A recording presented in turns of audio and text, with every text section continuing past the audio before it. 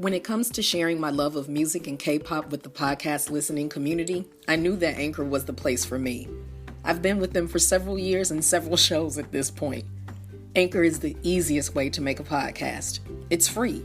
There's creation tools that allow you to record and edit your podcast right from your phone or your computer.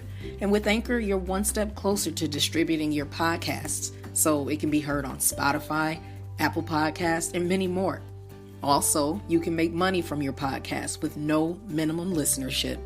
It's everything you need to make a podcast in one place. Download the free Anchor app or go to anchor.fm to get started. An album a day is my exploration into the Korean music scene. This podcast will cover mainstream, indie, and some underground artists within the scene and provide both factual and opinionated commentary. The biggest benefit to sharing my thoughts this way is that it will hopefully expose you to more great music and exploration of your own. You're tuned into an album a day. Show, start.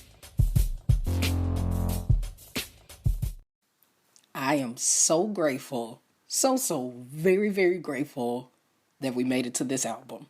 Now, I know the previous episode you heard me and I was just losing my mind about how it wasn't a solid album and all of that. And I'm not taking that statement back. I mean it. However, this album, they actually tried. They actually tried. I'm very pleased with them giving it a real effort. So today's album is Sketchbook, and 100% released it February 22nd, 2017. I want you to keep that date in mind. Not the whole date, but just the year, 2017. Sketchbook has technically 6 tracks on it, but really one of them is an instrumental of the lead single. So there's Sketch You, One Day, Dreaming, Gorgeous, Meet Yesterday, and then of course Sketch You's instrumental. The album did number 5 on the Korean charts. It sold over 13,000 units at the time of this podcast publication, and most certainly had something worth listening and or watching more than once, because it's not a group that doesn't have music videos. So I was just excited. I was just excited that, they came to 2017 and finally gave it an actual push, a shove, an attempt. Special shout out to my Patreon patrons, the student body, and the scholars who keep my vision of becoming your favorite Korean music historian, exploring another industry from A to Z a real thing, as well as my lovable Megwalas, the most amazing fan base a little strangeling such as myself could ever have. If you're interested in supporting the growth of this podcast and supporting content, please visit patreon.com/multifacetedacg. And for as little as $1 a month, you can be a part of assisting me finalizing the design of the digital badges that the patrons have so that they can show off that they support the show and the content. I just got a new patron yesterday as well. Thank you so much to her. I believe her name is Amber. Ooh, so cool. All right, K-pop fans.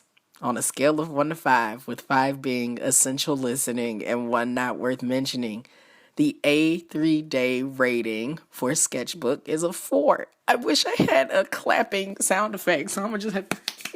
Oh my God. They finally came out of the 3s. I swore this was going to be all 3s kind of collection. But this is a 4. And it rides heavily on Sketch You. I'm not gonna even lie. The way that the song comes on is wonderful. It's dreamy. I still feel like I'm in a video game the further along I progress through the album. So we're not gonna deny that. That seems to be their formula. Let's sound like we are somebody's video game or some emotional montage soundtrack. That's just, and I want to say it works. Clearly, let's look at numbers, because we can say everything we want all day, including my own personal ranking system. But the numbers show this group hasn't disbanded despite losing members both through personal choice and through the will of God. And they've been around since 2012. That's 7 years of longevity. Clearly, there is a demand for what it is they produce. And if there was not a demand, they would have disbanded by now. Nothing sticks around longer than it has to in Korea.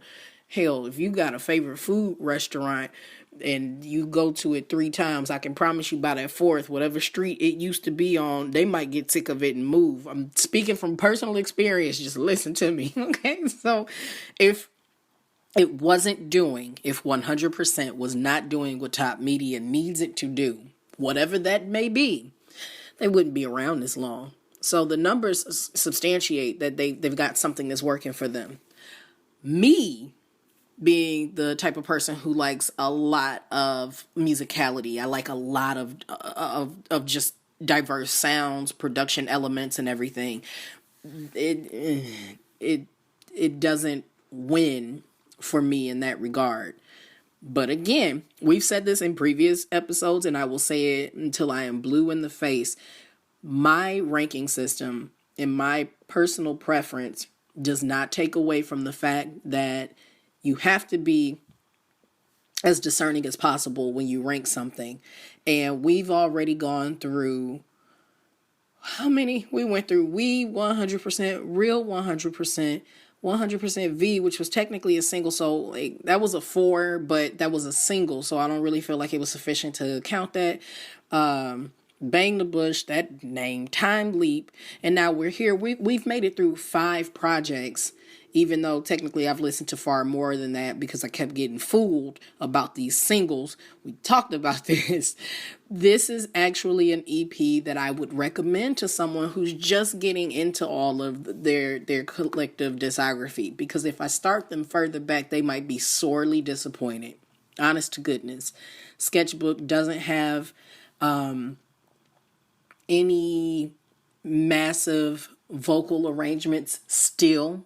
They are fairly, I was about to say monochromatic, but I guess I could utilize that.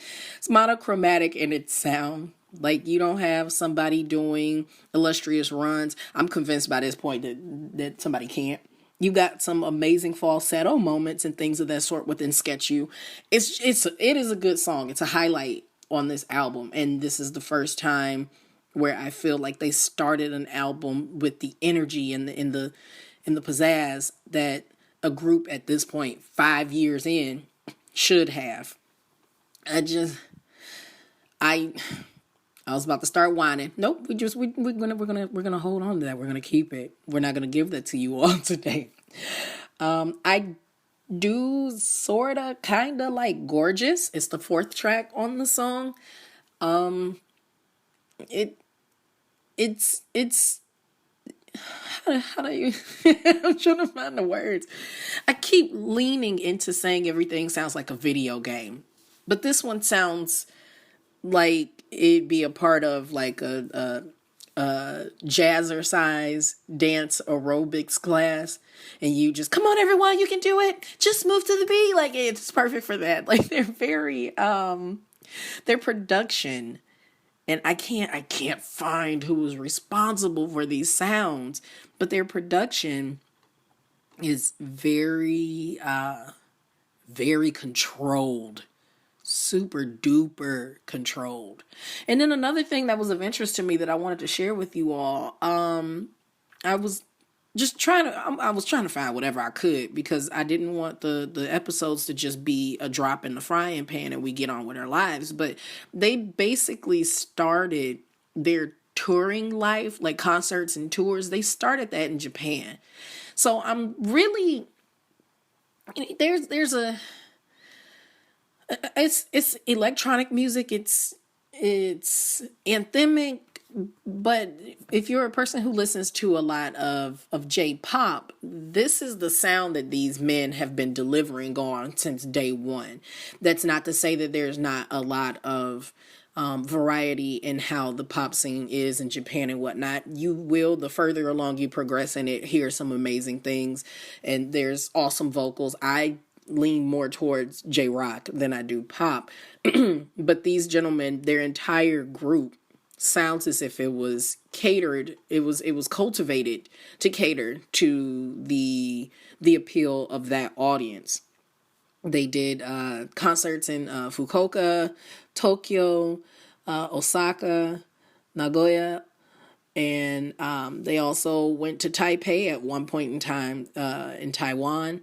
But a lot of their on-the-road experience has been overseas. So I gather that I could probably look during the Final Thoughts episode just to see comparatively what the numbers are in terms of demand for them there versus here. So good grief, I'm sorry. You probably heard just a very abrupt ending. I went and set the alarm off.